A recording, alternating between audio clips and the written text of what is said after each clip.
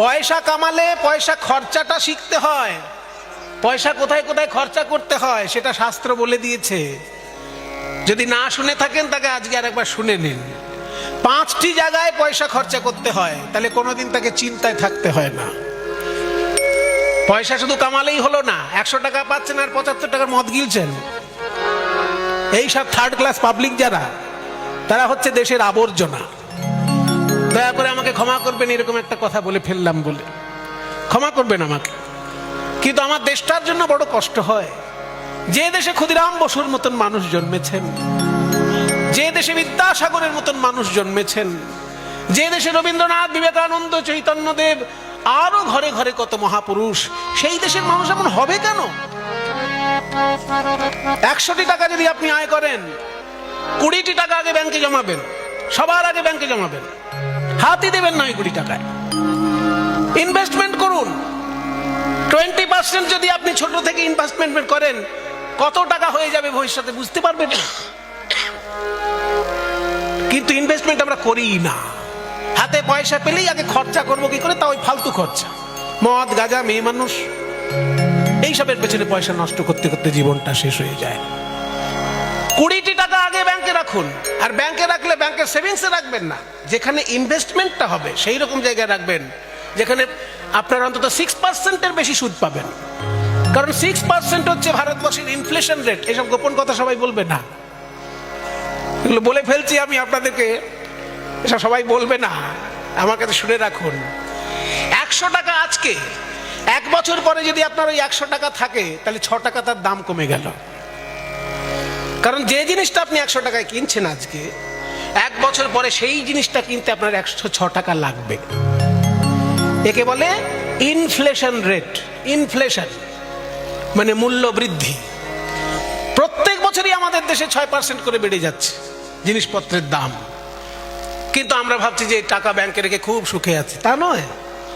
যেখানেই আপনি টাকা রাখুন, 6%-এর বেশি যেন থাকে। যদি কোনোভাবে 6% কম থাকে, সেখানে টাকা রাখবেন না, তাহলে টাকার ক্ষতি হচ্ছে। এগুলো মুনি ঋষির শিক্ষা। আমি বলছি আপনাদেরকে একটু গোদা বাংলায়।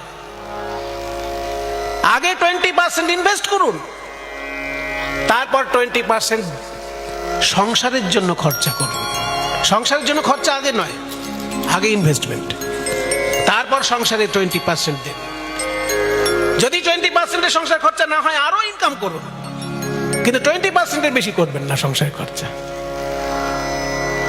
তারপর বাকি 20% ধর্মের জন্য খরচা করুন। ধর্ম মানেই শুধুমাত্র কালী পুজোর চাঁদা, দুর্গা পুজোর চাঁদা নয়। ওটাও একটা বটে, কিন্তু ওটাই শেষ কথা নয়। মনে করুন কোনো ছাত্র পড়াশোনা করতে পারছে না পয়সার জন্য, আপনি তাকে কিছু দিন, ওটাও ধর্মই হলো। কোনো গরিব মানুষ হয়তো খেতে পাচ্ছে না, আপনি তাকে কিছু দিন, এটাও ধর্মের মধ্যেই যাচ্ছে। দান দক্ষিণা, দান এবং দক্ষিণা, এই দুটো জিনিস ধর্মের মধ্যে, সেটা 20% রাখতে হবে। 20% ইনভেস্টমেন্ট, 20% সংসার খরচা, 20% দান দক্ষিণা, আর 20% আপনার নাম যশ যাতে ছড়িয়ে পড়ে সেই জন্য। ধর্মায় যশসের্থায় কামায় স্বজনায় চ পঞ্চধা বিভজন বিত্তম ইহামূত্র চ মুদতে। শ্রীমদ্ ভাগবতে নির্দেশ দিয়েছে 5টি জায়গায় পয়সা খরচা করা উচিত। কি কি? ধর্মায়, ধর্ম পালন করার জন্য। যশসে মানে নাম ডাক যাতে বেড়ে যায়, যাকে বলে অ্যাডভার্টাইজমেন্ট, অ্যাডভার্টাইজমেন্টের জন্য খরচা করুন। আপনি যে কাজটা করছেন সেই কাজটা যাতে লোকের কাছে ভালো করে পৌঁছে, তার জন্য অ্যাডভার্টাইজ করুন। ধর্মায় যশসে অর্থায় মানে ইনভেস্টমেন্ট, অর্থ পাওয়ার জন্য যে অর্থ দেওয়া হয় সেটা কিন্তু ইনভেস্টমেন্ট বলে। এই ইনভেস্টমেন্ট হচ্ছে 20%। তাহলে ধর্মায় যশসে অর্থায় কামায় মানে কামনা বাসনা পূর্ণ করার জন্য। আপনার এরোপ্লেন চড়ার শখ হয়েছে, চড়ে নেন, পুরো বয়সের জন্য ফেলে রাখবেন না। শেষকালে হার্ট খারাপ হয়ে দুর্বল হার্ট নিয়ে এরোপ্লেনে উঠবেন, ধুর ধুর করতে থাকবেন, দরকার নেই, এখনই চড়ে নিন, কিন্তু 20% যেন না ছাড়ায়। ওই মজা করে দেশ ঘুরতে গিয়ে ওদিকে আপনার ইনভেস্টমেন্টের টাকা চলে যাচ্ছে, সেইটা যেন না হয়, সাবধান। সেই জন্য বলছে কামনা বাসনা পূর্ণ করার জন্য 20% খরচা করুন। ধর্মায় যশসে অর্থায় কামায় আর স্বজনায় চ। আত্মীয় স্বজন, গ্রামের লোক, দেশের লোক, সকলের কল্যাণের জন্য 20%। এইরকম 5টি জায়গায় যদি 20% করে খরচা করে, তার কোনো কালে অসুবিধা হবে না। না এই জগতে সে খারাপ থাকবে, না ওই জগতে সে খারাপ থাকবে। এই জগতে এবং ওই জগতে, মানে ইহ অমূত্র, মানে এখানেও সে ভালো থাকবে, ওখানেও সে ভালো থাকবে। এটা শাস্ত্রের বাণী।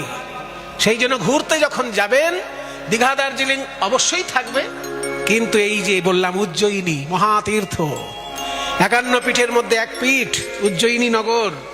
আবার সেই উজ্জয়িনী সংলগ্নই ওখানে রয়েছে দ্বাদশ জ্যোতির্লিঙ্গের এক জ্যোতির্লিঙ্গ মহাকাল ভৈরব।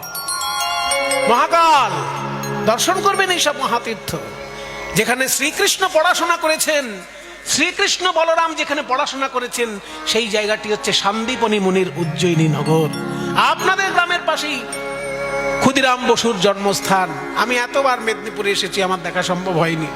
যখন আমি কানে শুনলাম যে পাশেই ক্ষুদিরাম বসুর জন্মস্থান, আমি প্রণাম করতে গেলাম, কারণ এগুলো আমাদের জাতীয় কর্তব্য। আমার দেশের মহাপুরুষকে যদি আমি সম্মান না করি, বিদেশি মহাপুরুষকে পরে সম্মান করবো, আগে আমার দেশের মহাপুরুষকে আমি সম্মান করবো।